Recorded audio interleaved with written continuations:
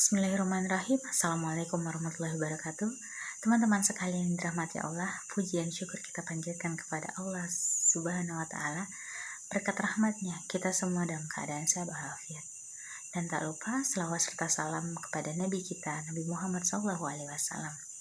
Nah, pada kesempatan kali ini, saya Anggi Rahmawati akan menjelaskan tentang beberapa kesalahan akidah syar'i yang dilakukan kaum wanita. Yang pertama adalah pergi ke tukang sihir, dukun, dan penyulap. Seperti yang kita tahu, haram hukumnya, baik laki-laki maupun perempuan di antara mereka yang mendatangi tukang sihir dengan maksud meminta bantuan kepada mereka untuk melakukan sesuatu dan bertanya. Bahkan mempercayai mereka saja adalah kufur. Nah, Nabi Muhammad SAW pernah bersabda, barang siapa mendatangi dukun lalu mempercayai apa yang diucapkannya, maka ia telah kafir kepada apa yang diturunkan Muhammad. Hadis riwayat Ahlus Sunan.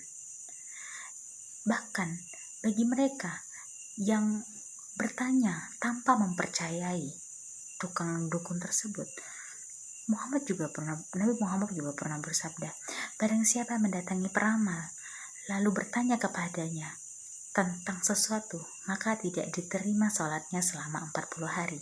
Hadis riwayat Muslim. Nah, di sini dapat kita ketahui bahwa sangat merugi orang-orang yang mendatangi tukang sihir atau orang-orang yang meminta bantuan selain kepada Allah Sallallahu Alaihi Wasallam. Dan yang kedua, yaitu tidak mengetahui perkara-perkara agama. Mereka itu berpaling dari mempelajari ilmu syar'i, terutama yang berkaitan dengan hukum seputar wanita. Nabi Muhammad SAW pernah bersabda, mencari ilmu itu kewajiban atas setiap muslim. Hadis riwayat Ibnu Majah. Karena ketidaktahuan inilah, karena mereka tidak mengetahui dan tidak mempelajari inilah, maka banyak sekali kaum wanita terjerumus dalam larangan-larangan syar'i. Maka dari itu, carilah ilmu syar'i, pelajarilah ilmu syar'i tersebut. Yang ketiga adalah meratapi orang yang mati, seperti memukul wajah dan merobek saku baju. Karena dengan perbuatan tercela seperti ini,